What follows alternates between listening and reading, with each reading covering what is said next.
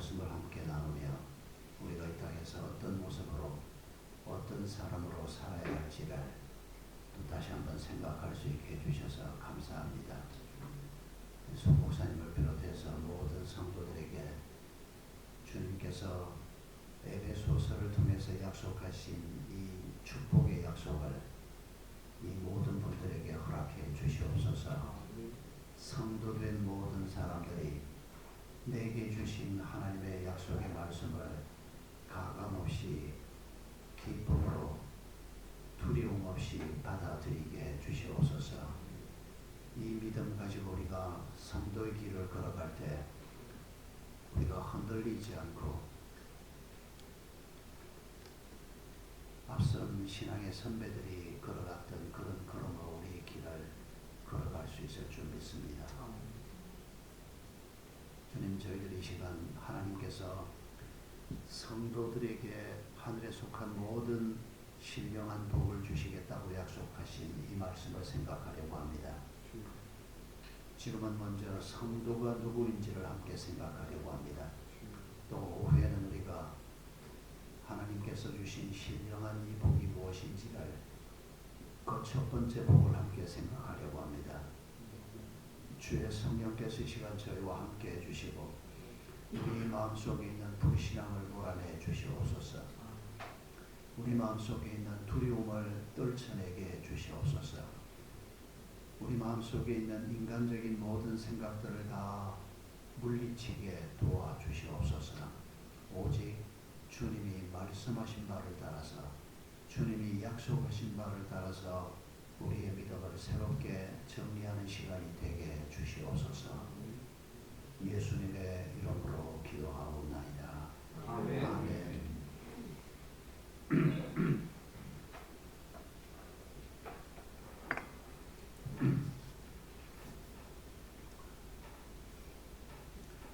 복삭소가수다. 제주도 분이 아닌 분 중에서 혹시 말뜻을 하시는 분이 계시겠습니까? 복삭소가수다. 정확하게 알고 계시네요. 제주도 분 아니지요? 저는 이 말 처음 들었을 때 이게 도대체 무슨 소리가, 복삭 사갔다는 소리가 아니면 왕창 사기를 당했다는 소리가. 근데 이 복삭 소가수다가 지금 우리 자매님 말씀하신 것처럼 수고하셨습니다. 뭐 제주도 방언이니까 소통이 잘 안 되는 건 당연하다 그렇게 생각할지 모르겠습니다. 우리가 한국말로 해도 소통이 잘 안 되는 경우가 많습니다. 부부가 싸울 때 자주 하는 말이 뭡니까? 말이 안 통한다는 거예요. 결혼하신 분들이면 다 경험하실 겁니다. 한국말로 얘기를 하고 매일 얼굴을 마주 대하고 사는 사람인데도 말이 안 통한다는 겁니다. 여러분, 이 소통의 어려움이라고 하는 것이 부부간에만 있는 게 아니고 이 지역 저 지역 사람에게만 있는 게 아니고 모든 사람들과의 관계에서 우리가 이 소통의 어려움을 겪습니다.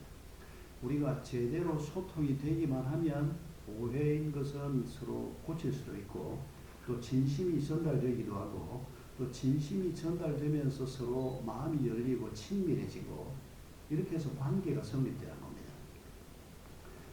사람들과의 관계에서도 우리가 이런 소통의 어려움을 겪지만은 하나님과 우리의 관계에서 어려움을 겪는 경우는 훨씬 더 많습니다. 우리가 오늘 생각하려고 하는 말씀이 에베소 1장에 나오는 하나님께서 에베소 성도들에게 지금 편지를 보냈습니다. 로마에서 사형수로 죄수 생활을 하고 있는 바울을 통해서 편지를 보냈습니다. 근데 편지 첫머리에서 뭐라고 말씀하는 거 아니까 내가 성도들에게 이 편지를 쓴다고 말하고 그리고 3절에서 하늘에 속한 모든 신령한 복을 성도들에게 주겠다고 약속합니다. 하늘에 속한 신령한 모든 복이 뭐냐? 오늘 오후에 그 첫 번째 복을 우리가 6절까지 말씀을 생각하려고 하는데 여러분 서론으로 말씀을 드리면 하늘에 속한이라고 하는 말은 이 땅에서는 볼 수 없는 이라는 뜻입니다. 이 세상 누구도 경험하지 못한 이 세상에서 우리가 아무리 애를 쓰고 찾아도 찾을 수 없는 이게 하늘에 속한이라고 하는 말의 정확한 뜻입니다. 우리는 땅에 살고 있는데 하나님은 하늘에 속해 있다. 공간을 얘기하는 게 아닙니다. 지역을 얘기하는 게 아닙니다. 나하고는 구별된 분이라는 얘기고, 하나님이 주시겠다고 약속하신 모든 신령한 복도 이게 이 땅에 속한 것이 아니고 사람들이 생각할 수 없는 하나님에게 속하 있는 것이다. 이런 뜻으로 하늘에 속하니라고 말하는 겁니다. 그게 뭔가 하는 것은 나중에 생각하기로 하고, 오늘은 먼저 누구에게 이 복을 주시려고 하는가? 성도에게라고 말합니다. 여러분, 이 성도란 말은 거룩한 무리라고 하는 뜻입니다. 그런데 우리가 신앙생활하면서 겪는 어려움이 뭔고 하니까 하나님이 거룩한 사람들에게 이 복을 주시겠다고 하는데 이 말씀을 들을 때 우리가 부담이 됩니다. 내가 앞만 봐도 거룩한 것 같지가 않거든요. 어떻습니까, 여러분? 평생을 목사로 살았는데도 제가 제 자신을 들여다보면 하나님이 나를 거룩한 너에게 이 복을 주겠다. 아유, 하나님, 나는 아닙니다. 내가 거룩하지 못한데, 거룩하면 거리가 아직도 먼데, 혹시 죽어서 영원한 그 나라에 들어가면 혹시 거룩해질까 모르지만은 지금은 여전히 두려워하고 지금 여전히 불안해하고 하나님을 믿는다고 하면서도 하나님의 말씀을 제대로 깨닫지는 못하고, 그래서 하나님하고 소통이 잘 안 되는 겁니다. 하나님은 거룩한 성도들에게, 거룩한 백성들에게 이 모든 복을 주시겠다. 이 말뜻을 우리가 제대로 파악하지 못하면서 하나님이 주신 약속까지도 이건 나하고는 상관없는 거다. 여러분, 이렇게 소통이 안 되면 신앙생활은 정말 수박 그달기식으로 되는 겁니다. 그러니까 하나님의 말뜻을 잘 못 알아들으니까 내가 이해한 대로 신앙생활을 하는 겁니다.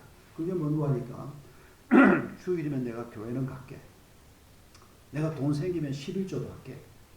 내가 생일 되고 좋은 일 있으면 감사금도 한 번씩 할게. 내가 이해가 되고 내가 동의가 되고 내가 생각할 때 그래도 이 정도는 해야 되겠다 싶은 건 내가 하는데, 문제는 하나님이 말씀하신 것을 내가 잘 깨닫지 못하고 소통이 잘 안 되니까 하나님이 말씀하신 것들은 전부 제껴놓는 겁니다. 아유, 그건 난 모르겠어. 아유, 그건 천국 가서나 가능할지, 아니면 아유, 그건 목사님 장로님들이나 하라고 그러지.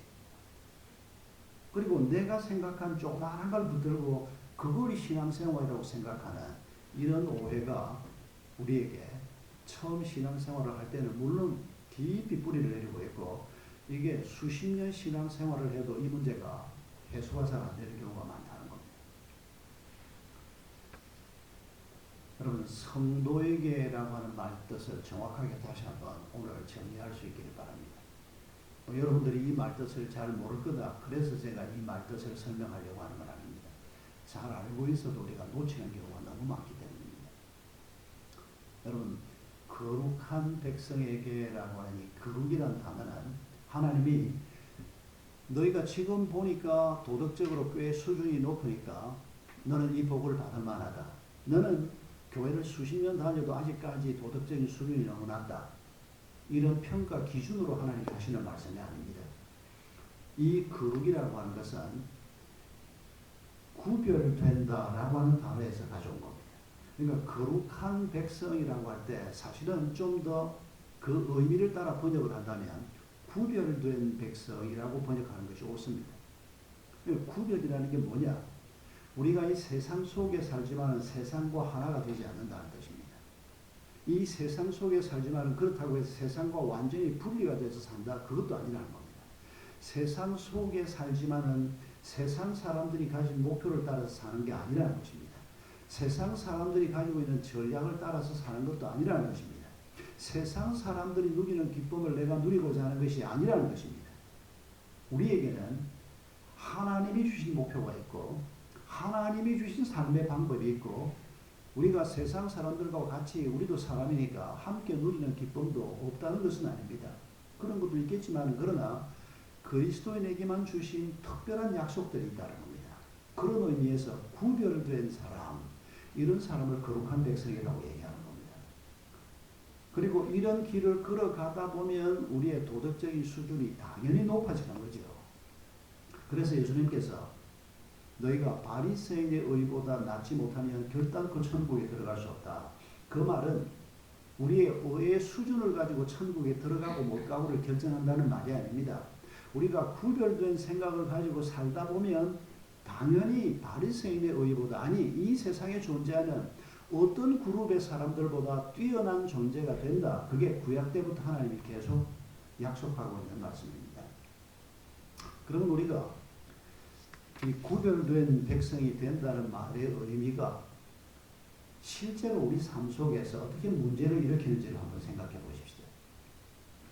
저희 교회 김집사가 몇 년 전에 저한테 했던 말입니다. 큐티 후전을 받으러 와서 같이 나누면서 이런 얘기를 했습니다. 한 일주일 동안 뭐 사업도 계속 어려움이 생기고, 뭐 계약했던 사람이 뭐 파기하기도 하고, 뭐 너무 힘이 들어서 짜증나고, 성경 읽는 것도 잘 안 되고, 새벽 기도도 한 번씩 갔는데, 뭐 새벽 기도도 뭐 통 못 가고, 그러니까 자기도 모르게 아내한테 별거 아닌 걸 가지고 막 고함을 지르기도 하고, 애들한테도 뭐 애들이 별로 크게 잘못한 것도 아닌데 자기 기분이 안 좋으니까 애들한테 막 큰 잘못이라도 저지른 것처럼 고함을 지르기도 하고, 한 일주일 열흘 동안 자기가 봐도 자기 생활이 엉망진창이었다는 겁니다. 영 뭐 마음이 안정이 안 되고 기도도 잘 안 되고, 그런 상태에서 아침에 나가려고 차를 딱 탔는데 갑자기 어떤 생각이 드는 거니까, 오늘 내가 이 차를 끌고 나갔다가 내가 이 모양 이 꼴로 살고 있는데 오늘 덤프 트럭이 확 나를 덮치는 거 아니야? 이런 두려운 마음이 생기더라는 겁니다. 여러분 이런 경험하신 적이 없습니까? 사실은 우리 김집사뿐 아니고 우리 모두에게 이런 불안이 있습니다. 우리가 인간이고 또 우리가 살아온 세상이 우리에게 가르친 것이, 우리가 선을 잘 쌓아가면 그 결과에 우리가 보답을 받을 것이고, 우리가 악을 쌓아가면 그 악이 징벌을 받을 것이고, 이런 권선징악에 대한 가르침이 우리 사회 속에 있습니다. 우리가 모르게 영향을 받습니다. 그리고 우리가 예수 그리스도를 만나도, 예수님을 구주로 믿어도 우리 마음속에 이 소위 말하는 공로주의 사상, 이게 다른 의미로는 율법주의입니다. 내가 말씀을 잘 지키면 하나님이 복을 주고, 내가 말씀대로 살지 못하면 하나님이 벌을 줄 것이다. 아닙니다. 그렇지 않습니다. 여러분 성경을 이렇게 오해하는 그리스도인들이 굉장히 많습니다. 아니 성경에 그렇게 써놓지 않았느냐. 구약 백성들도 그렇고, 하나님 말씀대로 잘 살면 복을 주고, 말씀대로 잘 안 살면 나라도 망하고 집안도 망한다고 성경에 그렇게 써놨지 않냐. 당신은 성경을 지금 잘못 읽고 있는 겁니다. 여러분 큰 틀에서 다시 생각해 보십시오. 이스라엘 백성들이 하나님의 백성이 되고 하나님이 주시는 축복의 약속을 받을 때 이스라엘 백성들이 뭘 잘해서 그 약속을 받았습니까? 여러분 출발이 어떻게 됐는지를 생각해 보십시오. 이스라엘 백성들이 한 거 아무것도 없습니다. 특별히 뛰어난 민족도 아니었습니다. 하나님이 아브라함에게 약속하신 것을 그대로 대를 이어서 적용을 해서 그들이 한도 없음에도 불구하고 그들의 노력이나 그들의 무슨 열매가 있어서가 아니라 하나님이 정말 은혜로 그들에게 땅을 약속하시고, 그건 이미 아브라함한테 약속한 겁니다. 그리고 그 땅에서 말씀을 주셔서 뛰어난 공동체를 만들어서 살 수 있도록 하신 것을 잊지 말아야 합니다. 그러니까 시작이 은혜로 시작이 된 겁니다. 일방적인 하나님의 은혜로 시작이 된 겁니다. 그리고 하나님이 계약을 맺으시는 겁니다. 내가 너희에게 이런 놀라운 은혜를 베풀고 너희의 삶을 책임지겠다. 너희가 나를 섬기면서 살겠느냐. 여기부터 생각하면 안 됩니다. 그 앞부분부터 생각해야 합니다. 여러분 하나님과 계약을 맺을 때도 여러분 창세기 18장에 보면 이런 기가 막힌 계약의 장면을 잊지 말아야 합니다. 하나님이 아브라함하고 계약을 맺는데 큰 바위 위에서 아브라함이 짐승들을 전부 둘로 쪼갭니다. 그리고 하나님을 기다립니다. 여러분 한 100년 전만 해도 이 짐승을 둘로 쪼개서 언약을 맺는다는 게 무슨 의미인지 잘 몰랐습니다. 그런데 오래전에 중동에 어느 도시가 하나 발굴이 됐습니다. 지하에 있는 도시가 발굴이 됐습니다. 이 도시가 발굴이 되면 제일 먼저 하는 게 뭔가 하니까 그 도시의 도서관을 발굴하는 게 제일 먼저 합니다. 그러면 그 도서관에서 이 도시의 이름이 뭐며 이 도시에 살던 사람이 어떤 활동을 하면서 살았는지 토판들이 나옵니다. 그리고 그 토판을 읽으면서 그 도시의 문화를 이해하기 시작하는 겁니다. 그런데 이 도시의 이름이 우로였습니다. 우로라고 하는 도시를 당시 한 100년 전만 해도 그런 도시는 가상 도시일 것이다. 창세기에서 그냥 아브라함이 갈대아 우르를 떠나라고 하는 게 이게 실제하는 도시일 거라고 다 생각하지 않았습니다. 그리고 증거가 없습니다. 지금부터 6,000년 전 얘기 아닙니까? 6,000년 아니 4,000년 전 얘기 아닙니까? 그러니까 아무 증거가 없습니다. 그런데 그 도시에서 도서관을 발굴을 했는데 그 도시의 이름이 우르라고 나오는 겁니다. 그리고 거기에서 사람들이 어떻게 살았는지를 계속 그 토판을 연구하는 학자들이 발표를 하기 시작하는데 그 도시에 살았던 사람들이 상계약을 할 때 이를테면 내가 이제 배를 타고 중국이나 인도로 가서 물품을 사옵니다. 그러면 나한테 투자를 해서 나한테 향품을 사다 주시오. 나한테는 비단을 사다 주시오. 돈을 줍니다. 그러면 내가 그 돈을 받아 가지고 가서 물품을 사와서 이 사람들한테 전달을 하는 겁니다. 그럼 이 사람들은 그걸 받아서 장사를 해서 이익을 남기려고 하는 겁니다. 그런데 계약을 어떤 식으로 하는 거 하니까 창세기에 나오는 바로 이 장면이 그 시절 그 우르 사람들의 계약 장면이었습니다. 짐승을 죽여서 둘로 쪼개는 겁니다. 그리고 계약 당사자 두 사람이 손을 잡고 지나가는 겁니다. 무슨 뜻인지 아시겠지요? 너 이 계약 어기면 이 둘로 쪼개진 짐승처럼 너는 죽는다. 죽음의 계약을 하는 겁니다.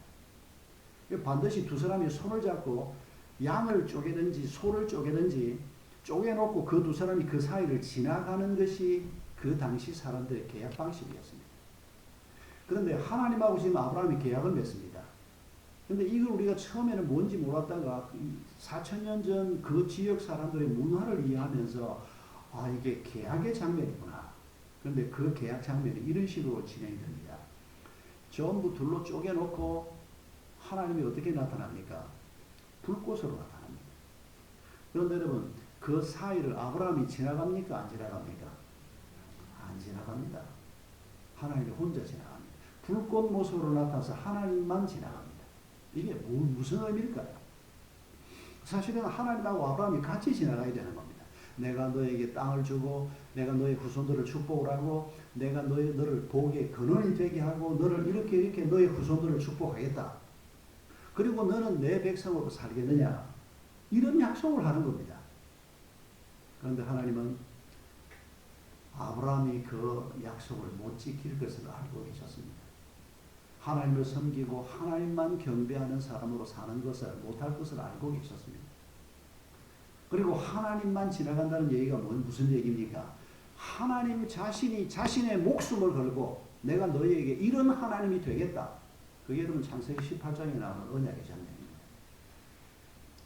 그들이 그걸 못 지킬 걸 알고 하나님이 만드신 대비책이 뭡니까? 너희는 새끼 못 지켰으니까 너는 이제 죽어 마땅하다. 그래서 이 자리에 앉아있을 사람이 아무도 없습니다. 여러분 우리가 하나님의 말씀을 따라 살지 못하고 언약에 마땅한 사람으로 살지 못하니까 하나님이 주신 대안이 뭡니까? 속죄제입니다.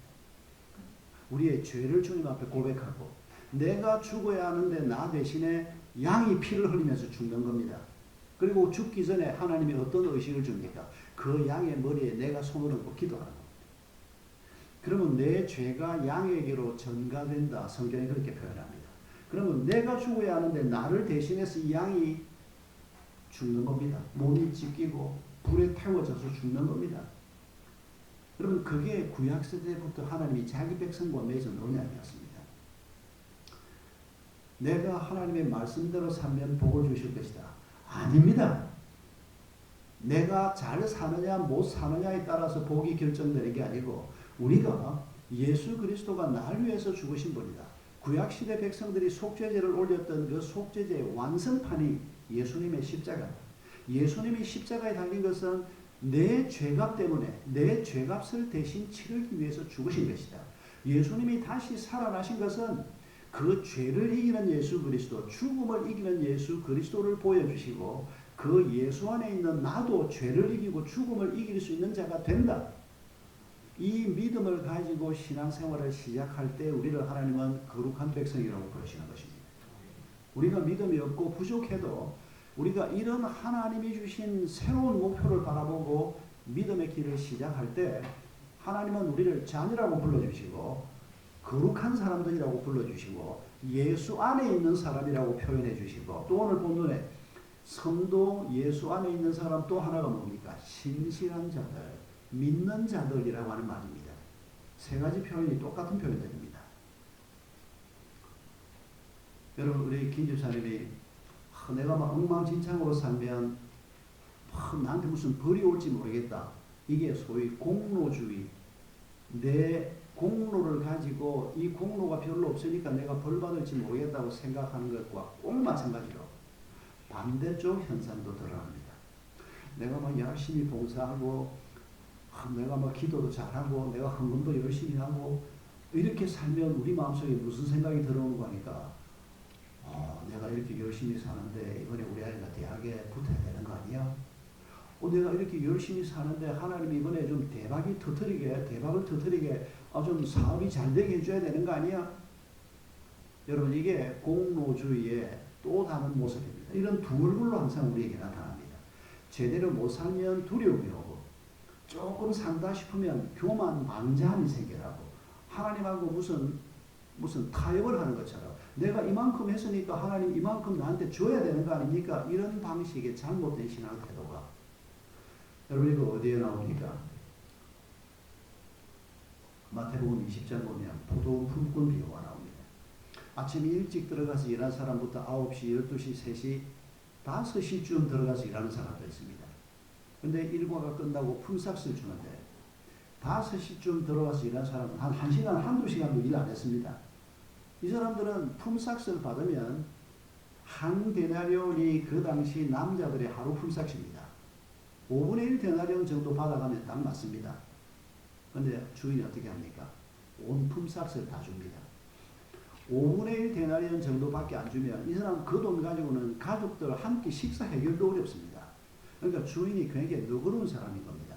원래 아침 일찍부터 들어와서 일해야 한 데나리온을 주는 건데, 늦게 들어와도 이 불쌍한 사람들, 먹을 것도 없는 사람들에게 이 품삯 깎아서 주면 식구들 다 굶기게 돼 있으니까 온 품삯을 다 주는 겁니다. 여러분, 주인이 잘하는 겁니까? 못하는 겁니까? 당연히 주인이 잘하는 거죠. 여유가 있는 사람이 그렇게 선을 베푸는 게 옳지 않습니까? 그런데 여러분, 마태복음 20장에서 지적되고 있는 문제가 뭔가 보십시오. 품삯을 주는데 한두 시간밖에 일한 사람이 한 데나리온을 받는 걸 누가 봅니까? 아침 일찍 들어온 사람이 봅니다. 아침 일찍 들어와서 하루 종일 일한 사람이 봅니다. 그러면서 이 사람들이 주인하고 계약하기는 내가 하루 일하고 한 데나리온 받기로 하고 들어왔는데, 이 사람들이 생각하기 시작합니다. 아니, 한두 시간밖에 일한 사람이 한 데나리온을 받는다면 하루 종일 일한 나는 얼마를 받아야 되지? 주인하고 약속은 한 데나리온 받기로 한 걸 뻔히 알고 있으면서 자기를 과대평가하기 시작합니다. 자기가 수고한 것을 떠올리기 시작합니다. 내가 종일 얼마나 대학 끝에서 고생을 했는데 나한테는 더 줘야지. 이런 욕망을 부추기기 시작합니다. 자기 마음속에서. 그런데 주인이 돈을 주는데 한 데나리온밖에 안 줍니다. 내가 잘못 생각했구나. 이렇게 생각하면 예수님께서 마태복음 20장에 그 비유를 말씀하지 않았을 겁니다. 대부분의 사람들은 그렇게 생각하지 않는다는 겁니다. 주인을 비난하기 시작합니다. 어떻게 저 사람들은 저렇게 대우하고 나한테는 이렇게 대우하냐? 나한테는 더 안 주냐? 줄 거 주는데도, 마땅히 받을 걸 받았으면 됐는데도. 여러분, 이게 신앙생활을 하는 우리의 큰 문제라고 예수님이 지적하는 겁니다. 우리는 우리 자신에 대해서는 늘 과대평가하고 너그럽게 생각을 하고, 하나님이 선을 베풀어서 다른 사람에게 잘 대하는 것을 나한테는 과잉으로 적용을 해서 엉뚱한 그림을 그리기도 하고. 여러분, 이게 오늘 우리가 지금 얘기하고 있는 공로주의가 우리에게 주는 폐해입니다. 우리가 여기에서 벗어나지 못하면 우리의 신앙은 근본적으로 문제가 생기게 되어 있다는 것입니다. 우리는 내가 행한 것에 따라서 하나님이 주는 복을 누리는 자들이 아닙니다. 우리는 아무것도 행한 것이 없고, 앞으로 우리가 신앙생활을 하면서도 이웃을 위해서 봉사를 하든지 교회 봉사를 하든지, 우리가 아무리 봉사를 해봐야 하나님이 이미 주신 것과 앞으로 주실 것들하고 비교하면 이건 아무것도 아닌 겁니다. 너무 큰 걸 하나님이 약속하셨기 때문입니다. 그 약속들이 에베소에 가득 들어 있습니다. 여러분 이 에베소 말씀을 주실 때 잊지 마십시오. 누구에게 주셨습니까? 1세기 그리스도인들이 1차 독자입니다. 여러분 1세기 그리스도인들이 어떤 사람들이었습니까? 이 에베소 편지를 받았을 때 이미 성도 중에 누군가는 가족이 사자밥이 된 사람이 있었습니다. 이 편지를 읽고 있을 때 이 편지를 복사해서 이웃 교회도 보냈는데 이 편지를 받았던 또 다른 교회 성도들은 이 편지를 받아서 읽고 있을 때 가족 중에 누군가가 예수 믿는다는 한 가지 이유 때문에 감옥에 가 있는 사람이 있었습니다. 이런 상황에 있는 사람들에게 편지를 보낸 겁니다. 무슨 말입니까? 여러분 우리 주님은 우리의 현실의 문제를 정확하게 알고 계십니다. 우리가 개인적으로 어떤 문제가 있고 우리가 얼마나 연약한 자들이고 우리를 둘러싸고 있는 환경이 얼마나 적그리스도적이고 여러분 오늘 2000년 전이나 지금이나 형태는 좀 달라졌습니다. 뭐 로마처럼 오늘 대한민국이 예수 믿는다고 우리를 잡아가거나 사자밥이 되거나 그렇게 공격하지는 않습니다. 이건 민주사회가 되면서 우리가 감사해야 할 부분 중에 하나입니다만 권력이 국민들에게 나누어져 있고 이 권력을 가진 사람들이 횡포를 부리지 못하도록 하나님의 은혜 가운데 이 시민사회가 만들어지고 민주사회가 만들어진 것은 참 감사한 일입니다. 그러나 이런 사회가 됐다고 해서 이 사회 속에 반기독교적인 요소가 없느냐? 아닙니다. 가득합니다. 2000년 전이나 지금이나 예수 그리스도에 대한 반격이나 하나님에 대한 적대적인 생각은 달라진 게 없습니다. 왜 그럴까요? 여러분 어떤 사람이 나타나서 내가 하나님이다라고 주장을 합니다. 그의 제자들도 저분은 하나님이 맞다라고 주장합니다. 근데 나는 앞만 봐도 저 사람이 하나님 같지가 않습니다. 그냥 자기가 하나님이라 정도가 아니고 내가 참 착한 사람이다 이런 정도로 주장하면 내가 뭐 굳이 네가 나쁜 놈이다 그렇게 말할 근거는 없으니까 싸움이 안 일어날 수도 있습니다. 그런데 하나님이라고 주장을 합니다. 그런데 이 사람만 주장하는 게 아니고 그의 제자들도 전부 다 하나님이라고 주장을 합니다. 그런데 하나님을 믿는 내 입장에서 볼 때 앞만 봐도 하나님 같지는 않은데 그러면 나는 어떤 태도를 갖게 될까요? 저 사람은 하나님을 모욕하는 자다. 어떻게 인간이 하나님이라고 주장을 할 수 있냐? 여러분 이게 예수님 당시에 예수님과 이스라엘 백성들 사이에 있었던 문제입니다. 우리가 그 시대에 살았으면 예수님이 하나님의 아들이라는 것을 인정할 수 없었다면 예수님을 공격하는 사람이 되었을 겁니다. 인간이 어떻게 자기를 하나님이라고 주장을 합니까? 그걸 믿을 수 없다면 우리도 똑같이 공격하는 자가 됐을 겁니다. 바울이 특별히 나쁜 놈이어서 교회를 핍박하고 사람들을 감옥에 집어넣었던 게 아닙니다. 오늘도 마찬가지입니다. 오늘도 어떤 사람을 하나님이라고 얘기합니다. 예수 그리스도가 그냥 위대한 성자라고 정도만 얘기하면 반발할 사람 아무도 없습니다. 실제로 훌륭한 분이고 성경을 읽어보면 이분이 얘기한 도덕률이야말로 인류 역사에 없는 도덕률을 얘기하고 있습니다. 어떻게 이 젊은 분이 뭐 공자나 석가모니처럼 나이가 많도록 사신 분도 아닌데 이 30대 초반 살았던 젊은 분이 원수를 사랑하라. 말도 안 되는 교훈을 남긴 겁니다. 그러니까 예수 그리스도를 얘기할 때 이분이 위대한 분이다라고 말하는 것에 대해서는 반대하는 사람이 없습니다. 그러나 여러분 중요한 게 뭡니까? 예수님은 위대한 분이다 이런 정도의 표현을 가지고는 예수님에 대한 바른 논의가 될 수가 없습니다. 왜냐하면 자기 스스로 하나님이라고 주장하는 분이기 때문입니다. 성경을 읽어보십시오. 태초에 하나님이 계셨고 태초에 말씀이 있었고 그 말씀이 하나님과 함께 있었고 그 말씀이 곧 하나님이고 그 말씀이 인간의 몸을 입고 이 땅에 온 예수 그리스도다. 누가 이 얘기를 합니까? 예수님의 이종사촌 동생으로 알려져 있는 예수님의 제자 중에 가장 어린 제자였던 요한이 이 주장을 하지 않습니까? 요한뿐입니까? 모든 제자들이 다 그 주장하다 죽음에 이르렀습니다.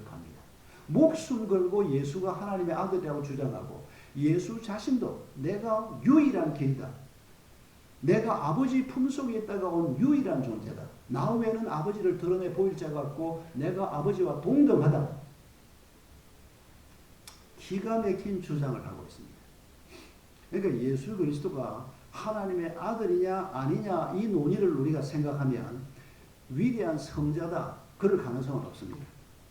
예수님이 만약 하나님의 아들이라면 우리가 하나님의 아들로 그분을 인정해야 하고, 그분이 하나님의 아들이 아니라면 우리도 적 그리스도 반 기독교가 될 수밖에 없습니다.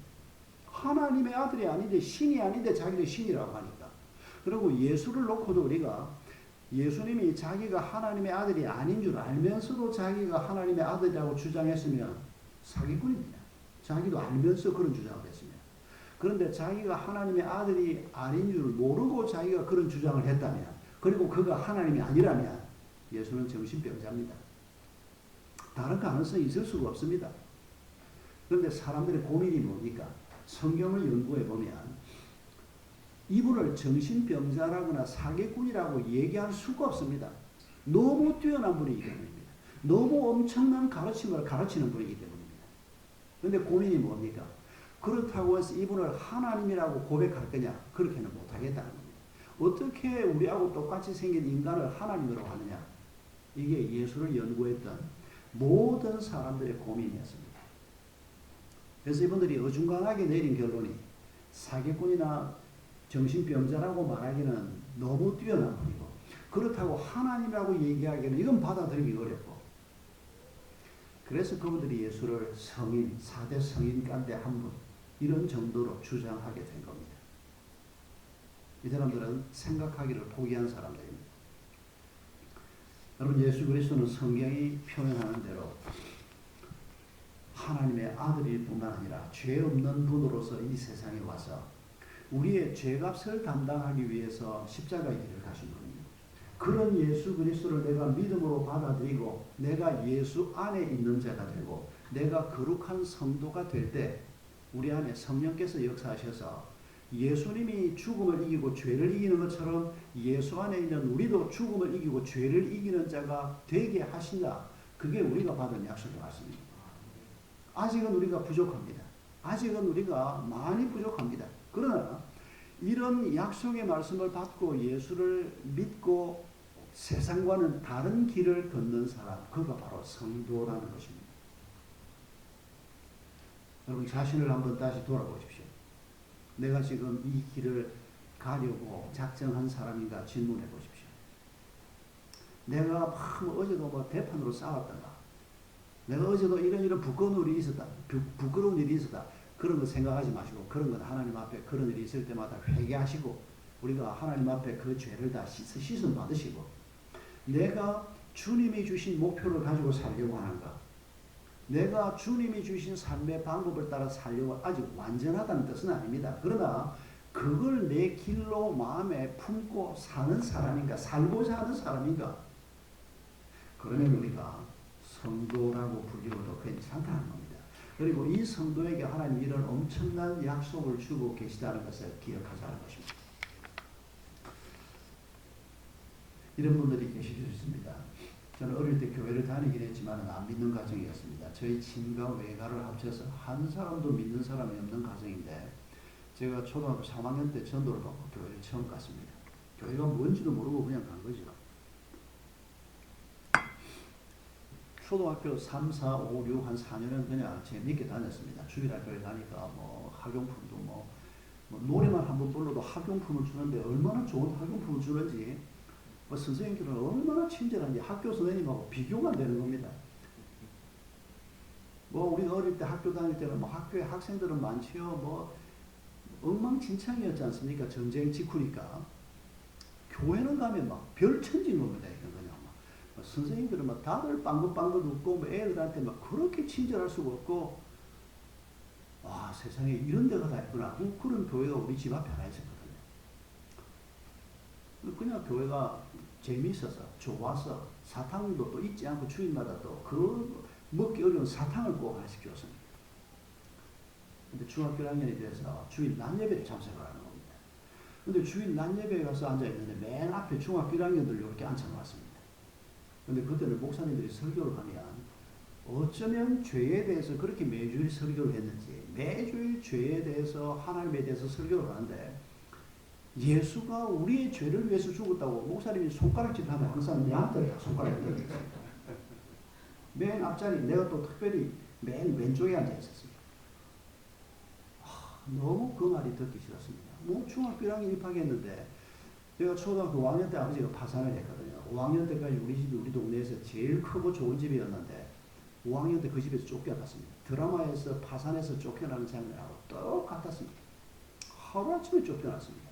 형편없는 초밥집에 끌려가가지고 한 몇 년을 아버지가 그때 병들어 쓰러지고 엉망진창이 되고 그런 상황이 있어야 교회는 이미 나가고 있었습니다. 그리고 중학교 1학년이 됐는데 중학교를 갈 수가 없었습니다. 누님은 고등학교를 가야 되고 나는 중학교를 가야 되는데 아버지는 병들어 누워있죠. 어머니는 지금 자식들 밥 안 굶기려고 밥 먹이는 것만 해도 힘에 겹지요. 그때 중학교 입학금이 뭐 얼마나 됐는지 모르겠습니다. 한 달에 뭐 120원, 130원 이렇게 냈는데 그때 버스값이 3원이었으니까 작은 돈은 아니겠습니다. 120원이면. 근데 우리 어머니가 다른 고등학교를 못 보내고 저를 중학교에 보냈습니다. 나중에 알고 보니까 그것도 내 등록금을 처음 내주신 분이 따로 있더라고요. 하나님의 은혜지요. 못 갈 건데 중학교를 갔습니다. 그리고 이제 교회를 다니고 있는데 그때 저는 뭐 초등학교 한 5, 6학년이면 온다는 사춘기 이런 건 없었습니다. 뭐 집이 엉망진창이고 엄마는 뭐 자식을 안 굶기려고 뭐든지 닥치는 대로 하고 있었고 동생이 둘이 있었는데 그 동생들 집에 내가 학교 마치고 집에 오면 걔들 돌봐야 되고 뭐 엇나가고 그럴 기회가 시간도 없었고 그리고 내가 성적을 100점 받으면 어머니가 너무 좋아하니까 내가 공부 열심히 하는 거 말고는 할 게 없었습니다. 그래서 늘 반에서 1, 2등 했습니다. 그래서 그때는 학교에서 뭐 시험 성적 100점 이래가지고는 크게 벌게 칠해가지고 그러면 그걸 집에 들고 와서 보여주면 어머니가 그걸 기뻐하시니까 그렇게 살고 있는데 중학교 1학년 때 날 보고 죄인이라고 목사님이 고함을 지르는데 그 목사님이 또 내 친구 아버지였습니다. 내가 목사님 집에도 자주 놀러 다니거든요. 그 친구가 나보다는 나이가 한 살인가 위였는데 그리고 목사님이 우리 집 사정도 잘 알고 내가 어떻게 사는지를 잘 알고 있었습니다. 그런 목사님이 거의 매주일 죄인이라고 손가락질을 하니까 나는 너무 섭섭한 겁니다. 내가 없을 때 그런 설교를 하는지 매주일 그러시니까 참 받아들이기 어려웠습니다. 예수가 날 위해서 죽었다고? 뭐 누가 날 위해서 죽어달라고 그랬나? 아니 어떻게 이런 설교를 매주일 할 수가 있냐? 안 믿는 가정에서 교회를 출석하는 사람들이 어떤 고민을 하고 어떤 생각을 하는지 제가 어릴 때부터 너무 생생하게 겪어봤기 때문에 믿는 가정에서 자연스럽게 믿음을 갖게 된 사람들하고는 전혀 다른 길이었습니다. 그런데 하나님의 은혜로 고1 때 그 예수 그리스도를 받아들이기 시작했습니다. 어떻게 된 건지도 모르겠습니다. 처음에는 목사님이 또 설교를 하는데 교회를 안 떠난 것만 해도 참 기적이었습니다. 그 이유는 딱 하나였습니다.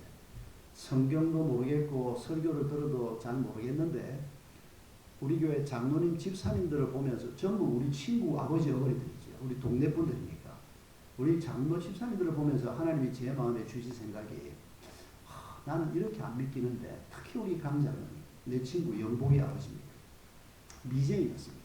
우리 동네에서 제일 가난하고 인물도 제일 못생긴 아저씨였습니다. 근데 이분이 학교를 못 다녔는데 교회 와서 성경 읽으려고 한글 배웠다고 내가 들었습니다. 근데 이 아저씨를 내가 볼 때마다 우리 아버지하고 다른 겁니다. 우리 아버지는 동경에서 유학하다가 징집돼서 끌려간 분입니다. 우리 강 집사님은 아예 학교 문 앞에도 못 가본 사람입니다.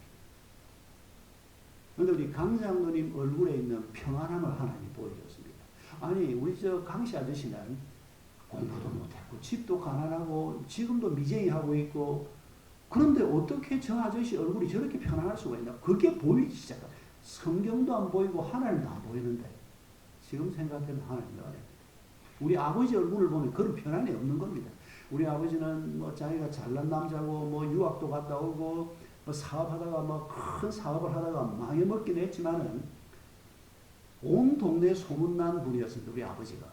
그런데 우리 아버지는 인생이 망가진 겁니다. 그리고 우리 어머니 앞에서 늘 미안하다고 술만 한 잔 자시면 그렇게 많이 울었습니다. 50이 안 돼서 돌아가셨는데 우리 아버지를 생각하면 참 마음이 아픕니다.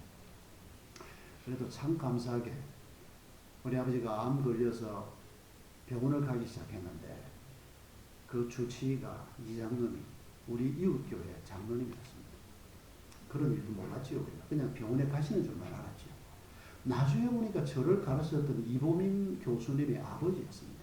그 이보민 교수님이라고 제가 신학교 다니는 우리 선생님이었는데 이 형님이 우리 고등학교 9년 선배인 줄은 알고 있었는데 알고 보니까 이분의 아버지가 그 의사 선생님이었습니다.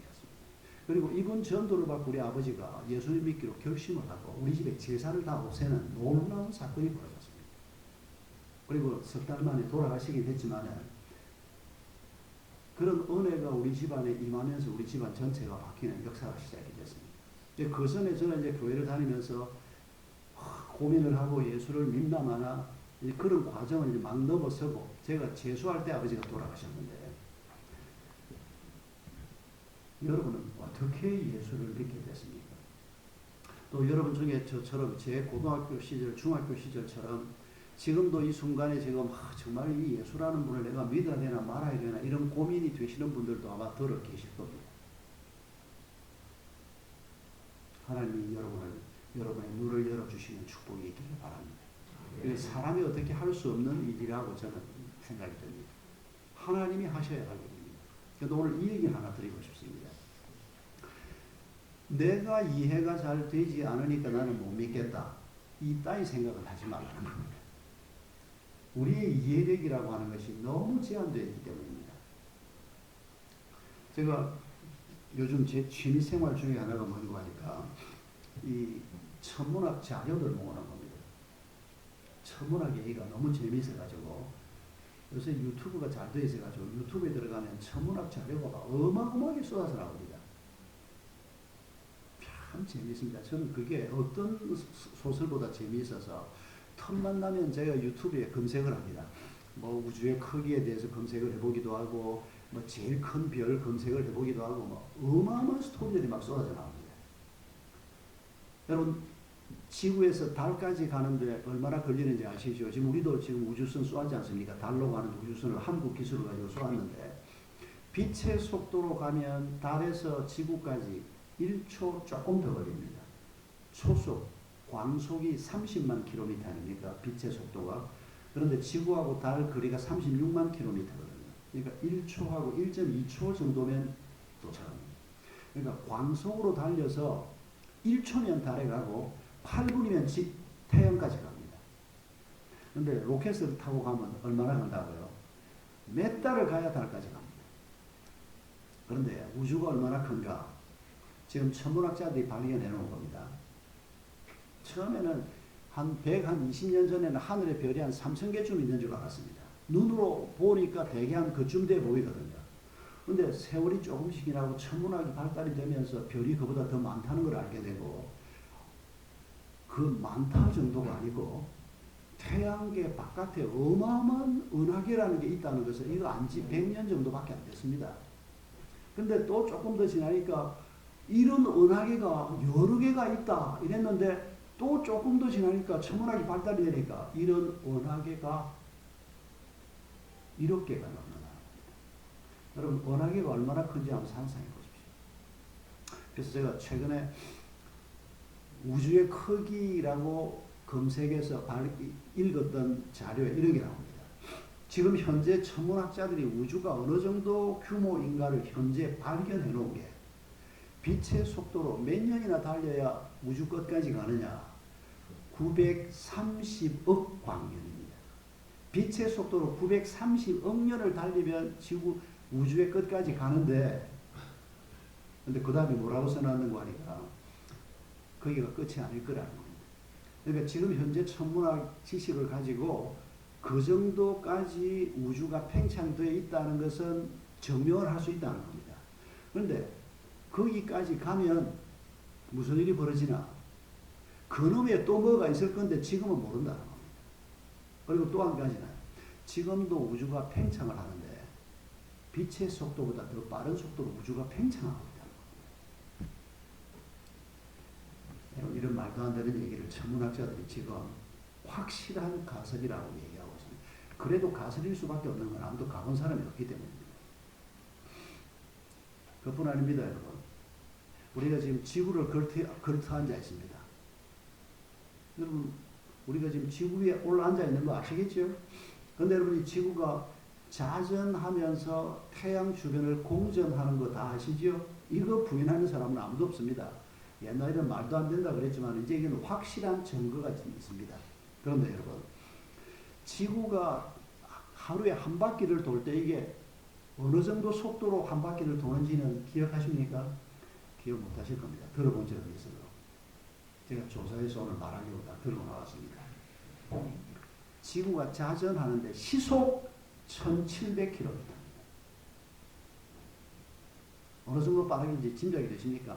KTX보다 5배 빠릅니다. 100km로 달리는 승용차보다 17배 빠른 속력으로 지구가 돌고 있다니까요. 이게 한 바퀴 이렇게 돈다는 겁니다.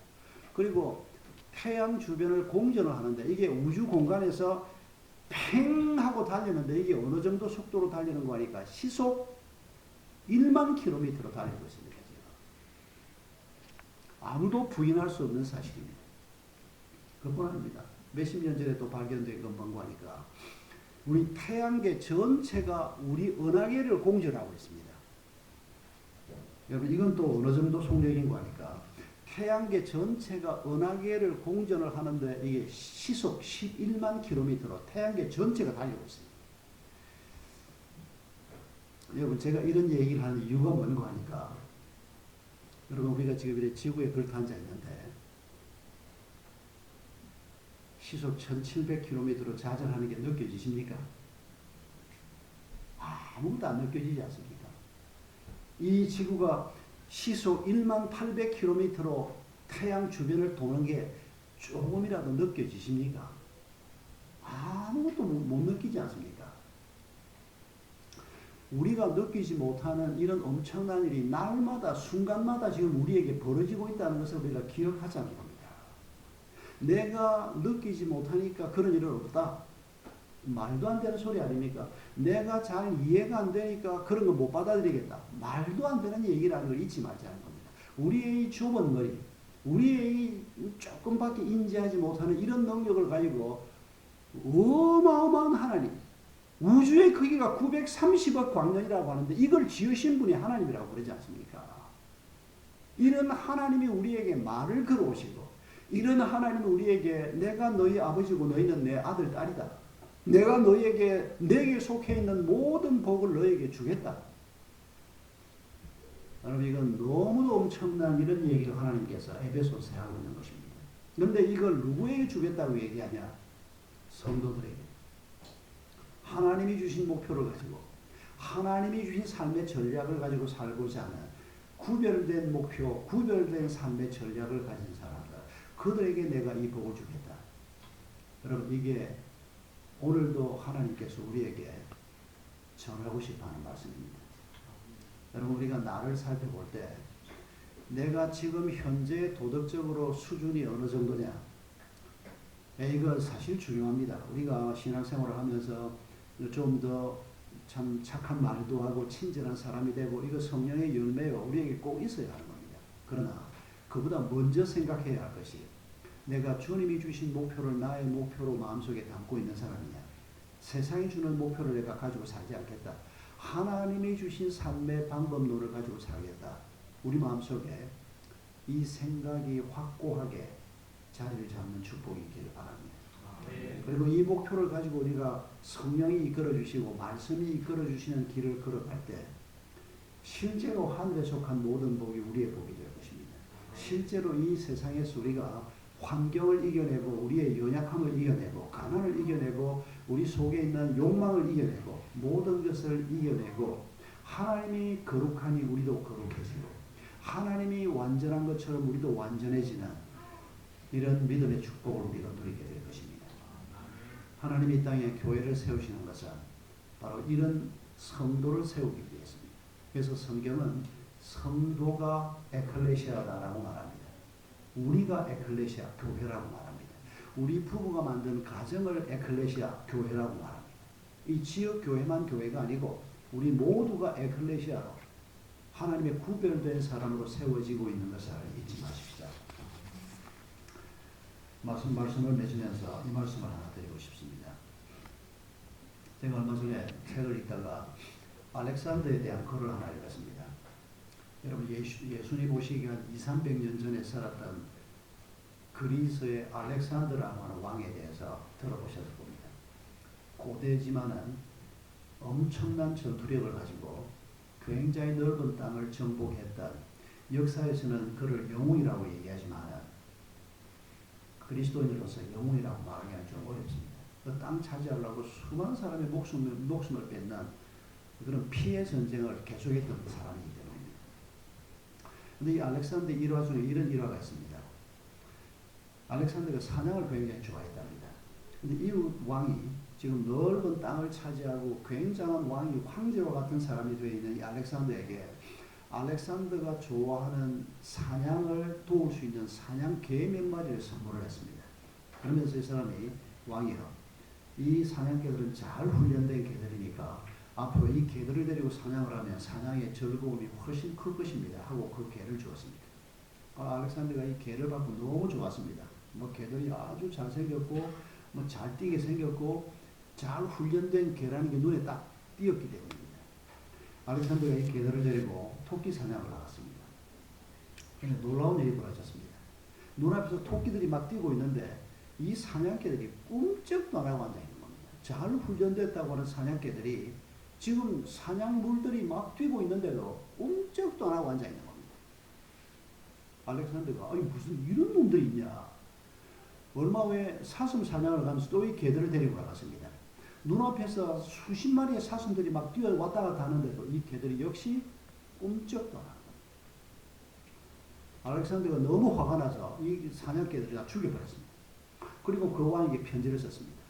이따위 개들을 나한테 보내냐고 답신이 왔습니다. 답신의 내용은 이런 거였습니다.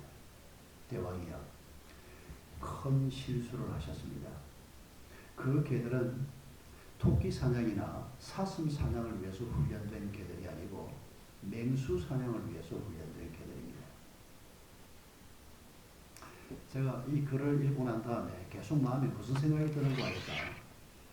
하나님이 나를, 그리고 우리를 그리스도인으로 훈련하고 그리스도인으로서 이 세상에 두는 이유가 뭘까? 우리가 구별된 목표가 있다는 겁니다. 세상 사람들이 사는 것과는 다른 구별된 목표가 있고 그 목표를 이루는 구별된 전략이 있다는 겁니다. 그러니까 일반 사냥개들하고는 다른, 우리는 다른 길을 걸어가고 있는 사람들인 겁니다. 그런 점에서 우리가 맹수 사냥을 위해서 훈련된 개라고 우리 스스로를 표현해 보십시오. 그죠? 잘 먹고 잘 살면 되는 이런 정도의 목표가 아니고 우리의 연약함을 이겨내고 우리의 죄를 이겨내고 심지어 죽음도 이겨낼 수 있는, 인간이 안고 있는 모든 문제를 예수 그리스도와 함께 그분이 주신 부활의 생명으로 우리가 모든 것을 이겨내는 이런 길에 부름을 받은 자들이 바로 성도라는 것입니다. 여러분, 우리가 주님이 말씀하시는 이 성도인 것을 오늘 다시 한번 확신할 수 있길 바랍니다. 그리고 이 성도들에게 하나님이 약속하신 것들이 무엇인가를 에베소 말씀을 통해서 우리가 다시 한번 하나하나 묵상해 보면 여러분, 얼마나 놀라운 말씀들이 많이 들어있는지 모릅니다. 그 중에 딱 한 가지만 오늘 오후에 생각하려고 합니다. 여러분, 성도의 길을, 오늘 우리가 어떤 어려움이 있고 오늘 우리 앞에 어떤 과제가 있더라도 성도의 길을 기쁨으로 잘 걸어가는 축복이 있기를 바랍니다. 또 9년을 향해서 나아가는 우리 양가 하나교회가 이 새로운 길을 우리가 어떤 마음을 가지고 걸어가야 할 것인가, 하나님의 말씀과 함께 이 새로운 9년째를 잘 걸어가는 축복이 있기를 바랍니다.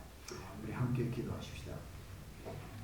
여러분, 이 시간에 세 가지 기도를 주님 앞에 잠깐 올려드립시다. 먼저 감사의 기도입니다. 이 연약한 우리를 위해 하나님께서 놀라운 약속을 주신 것을 기억하면서 진심으로 감사의 기도부터 올려드립시다. 두 번째 기도는 회개의 기도입니다. 이런 놀라운 약속을 하나님이 주셨음에도 불구하고 우리는 세상이 우리에게 주는 익숙한 방식으로 삶의 목표를 정하고 세상 사람들이 행하는 방식으로 살려고 하고 있지 않는지,